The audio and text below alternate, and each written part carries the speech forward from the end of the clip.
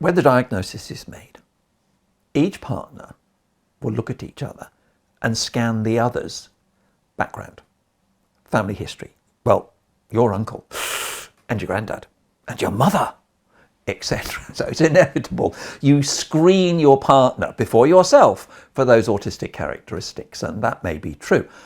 There are many causes of autism, one of which is inheritance, and about half at least of those that I see, there's a ghosting of the characteristics in a parent. May not be sufficient for a formal diagnosis, because you have to have a severity of expression to make it a formal diagnosis. But you see that characteristics are there.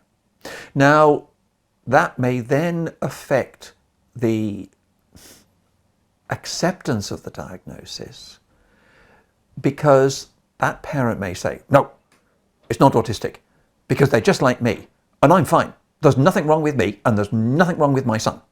How dare you suggest that? Because that means to say, I've got a mental disturbance, and I've not. So in other words, their compensation throughout the years is totally denial. And when they see someone who's similar to themselves in childhood, then that really brings back a lot of ghosts for themselves. And so there can be a denial. We often find mum gets through the acceptance a lot faster, because there's practical. I've got to do something about this. I've got to be there. I'm not going to reflect or think about my own history. I've got to be there.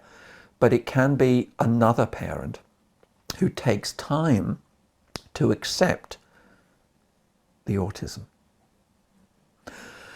One of the things that I'm noticing more and more is how autism may have been camouflaged throughout the years. And this describes mum. And autistic mums make great mums. One of the problems is they often lack confidence. They often can't trust their intuition, or they hate socializing with the other mums. And they don't like being interrupted and kids crawling all over them and things like that. So there can be social sensory issues that are there. But what's happening is that the person is very determined to overcome those autistic characteristics to be a successful mum. But a part of that anxiety and insecurity is, I'm not sure that I'm a good mum, often needing a lot of reassurance, but also stress management, because there's a lot of stress with bringing up a child. And there's also an association between autism and postnatal depression in an autistic mum. So the mum is going to need their own help, not only with anxiety, but also exhaustion and potential for depression.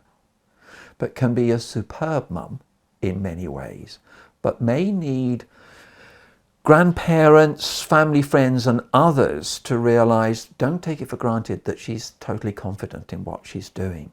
She thinks it's the right way, but is not sure. You need to confirm it. It's a reassurance is what's required.